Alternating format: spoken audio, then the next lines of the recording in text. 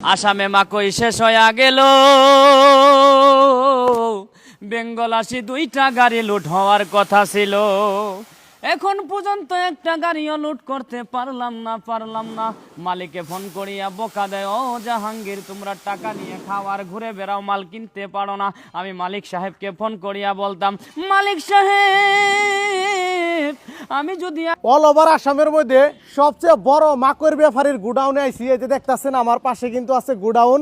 যারা মাকই কিনেন বা বেচেন বা যারা মাকইর ব্যাপারী আছেন তারা কি জানি বহুতে ইনারে চিনবেন।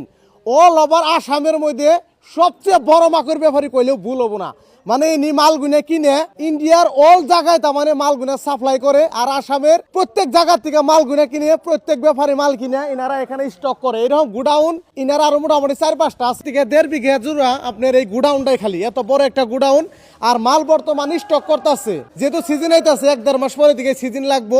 বহুত বড় একটা গুডাউন। আহেন ইনার এখানকার যিনি মালিক আছে বা এই গোডাউনের যিনি মালিক, যিনি বড় ব্যাপারী, তার সাথে আমরা আলাপ আলোচনা করবো। যদি আপনারা কেউ মাল বেচবার নিগা চান ইনার সাথে কন্ট্যাক্ট করে মাল এখানে বেচবার নিগাও পারবেন খুবই ভালো দামে। ইনি মানে অল ইন্ডিয়া মাল গুনে সেল করে আর কি। আর ইনার এখানে থেকে দিনে না হইলেও 20টা 50টা গাড়ি লুট হয় যখন মাকড় সিজন আহে। মোটামুটি এটা 14 চাক্কা না 18 চাক্কায় গাড়ি। এটা কিন্তু এই যে বর্তমান লুট হইবেন নিকেন হয়েছে।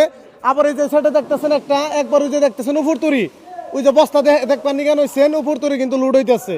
এইরকম দিনে 10টা 20টা 50টা পর্যন্ত গাড়ি লুট হয় এই গুদামি দিকে।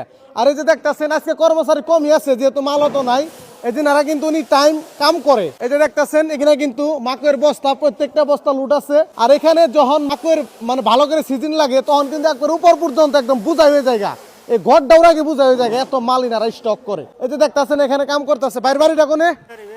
বেশি মারি না? আচ্ছা আচ্ছা। এনে কি করতেছেন অ্যাকচুয়ালি? মাকইয়ের কাম। মাকই কি করেন?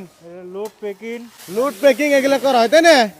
আর মাকই মানে গাইস এই যে ফ্রেশ করুন লাগে যেটা ছাকে তা মানে যেটা ছাকনি, হ্যাঁ খুব সুন্দর করে ছাকতাছে।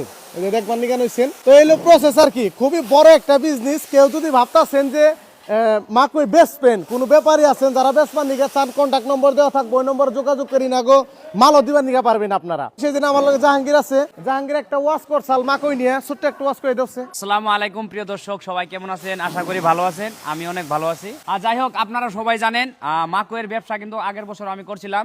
মাকই কিনতে শেষ হওয়ার পর আমি কিন্তু বেঙ্গলে গেছিলাম, আমি আর মনির দা। ওখানে যে আমি ট্রাকের ভিতরে বসে কিন্তু একটা ওয়াজ গাইছিলাম, যেটা ওয়াজ নাকি বিশ্ব ভাইরাল হয়েছে। আপনারা হয়তো সবাই দেখছেন, 40 মিলিয়ন ভিউ হয়েছে। আর যাই হোক, এই ওয়াজটা আমি অল্প বলে দিতেছি। আমি এই জায়গায় কিন্তু মাল দিই আমাদের মামার কাছে, আমি সেই ওয়াজটা আবারও বলে দিতেছি। আসামে মাকই শেষ হয়ে গেল,